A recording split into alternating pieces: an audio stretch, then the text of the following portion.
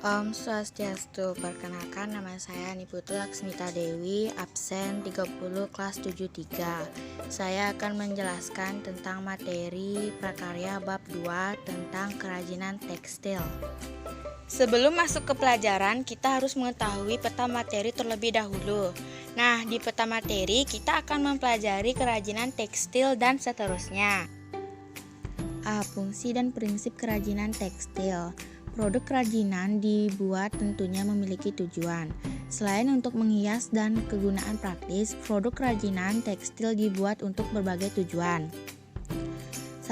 Fungsi penghias. Kerajinan yang dibuat semata-mata sebagai hiasan pada suatu benda atau sebagai pajangan.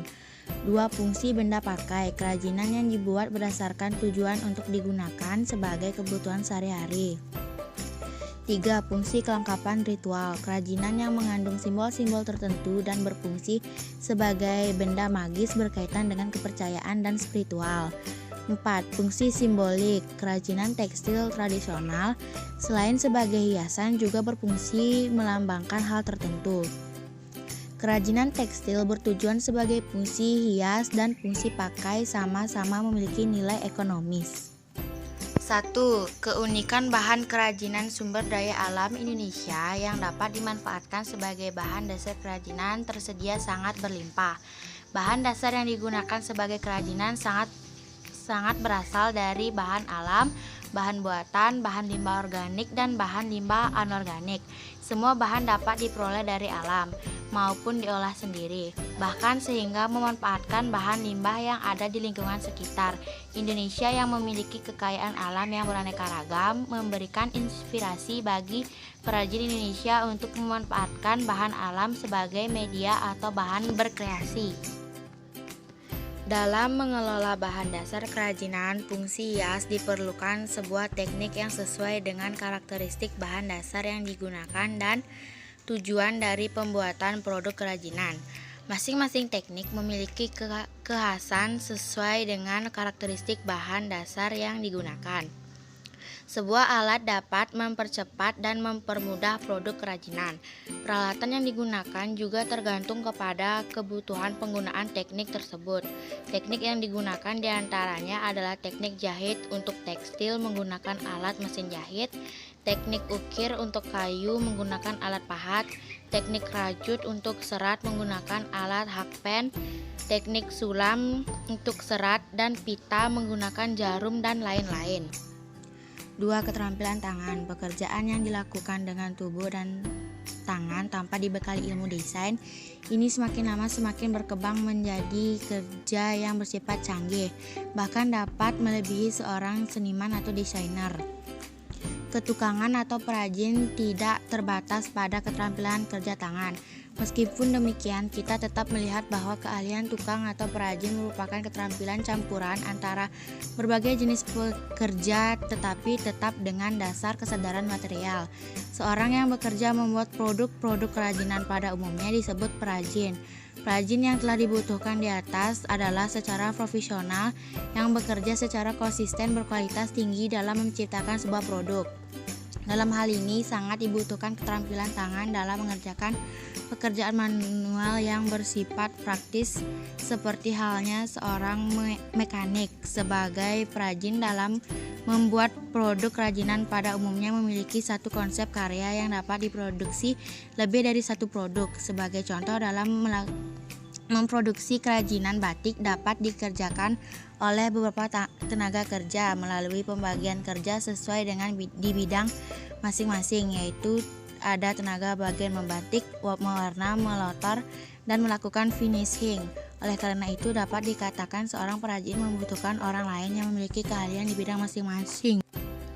3. Unsur estetik. Kegiatan membuat kerajinan berawal dari dorongan kebutuhan manusia untuk membuat alat atau barang yang diperlukan dalam kebutuhan sehari-hari. Nilai estetik dalam karya kerajinan fungsi hias dan fungsi pakaian dilihat dari aspek bentuk, warna ragam hias, dan komposisi. Dari segi bentuk disungguhkan keberaneka-ragaman bentuk sesuai fungsi yang sebagai produk hias, baik bentuk 2 atau 3 dimensi Adanya unsur estetik pada karya kerajinan dapat meningkatkan citra produk kerajinan tersebut. 4. Unsur hiasan atau ornamen. Unsur hiasan atau ornamen adalah unsur dekorasi yang dibuat dengan berbagai cara, diantaranya dilukis, diukir, dan dicetak. Ada dua jenis cara penerapan unsur hiasan pada produk kerajinan. A. Hiasan pada permukaan produk, yaitu hiasan yang dibuat setelah produk kerajinan selesai dibuat. B. Hiasan bertekstur, yaitu pembuatan hiasan dibentuk sejak awal kerajinan dibuat sehingga menyatu dengan produk itu sendiri. Ragam hias merupakan identitas suatu daerah yang memiliki keunikan dan karakteristik yang berbeda dari daerah satu dengan lainnya. Kerajinan Indonesia memiliki ciri khas yang tidak dapat disamakan dengan negara-negara lainnya. Ragam hias memiliki banyak simbolik, sehingga perajin perlu memahami tujuan dari pembuatan produk kerajinan dan memaknai ragam hias yang terkandung pada produk kerajinan tersebut.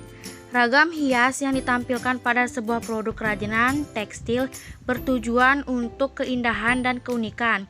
Dalam penerapan pengaturan posisi dan banyak atau sedikitnya ragam hias pada produk kerajinan dapat dilakukan dengan menyesuaikan tujuan dan desain yang dibuat. Selain itu, ada juga jenis dan karakteristik kerajinan tekstil. Jenis rancangan sebuah kerajinan tekstil dapat diwujudkan dalam kesatuan bahan dan teknik. Rancangan dalam pembuatan kerajinan tekstil juga perlu diperhatikan, yaitu berupa cara menentukan susunan dari garis, bentuk, warna, dan tekstur. Dalam mendapatkan suatu produk kerajinan tekstil yang baik, memerlukan sebuah perencanaan yang di dalamnya terdapat kesatuan antara bahan yang digunakan dengan fungsi serta jenis benda yang dibuat. Kerumitan dalam pengerjaannya yaitu berpaduan pada seimbang, berlawanan, atau saling bertentangan yang menghasilkan nilai estetis pada benda tersebut. Di bawah ini terdapat dua macam teknik dalam pembuatan kerajinan tekstil, yaitu struktural dan dekoratif. A. Struktural teknik. Struktural adalah susunan dari garis, bentuk, warna, dan tekstur dari suatu kerajinan tekstil yang dibentuknya dari bahan yang dijalin sesuai teknik pembuatannya. B. Dekoratif teknik. Dekoratif atau garnitur adalah sentuhan atau perlakuan yang diberikan pada permukaan busana yang memberikan efek visual dan memperindah penampilan. Pembuatan produk kerajinan tekstil yang dilakukan dengan dua teknik ini memiliki karakteristik yang berbeda satu sama lainnya. Karakteristik struktural teknik memiliki kecenderungan lebih klasik, unik, rumit, dan detail. Sedangkan dekoratif teknik memiliki kecenderungan hanya menghias permukaan sebuah benda.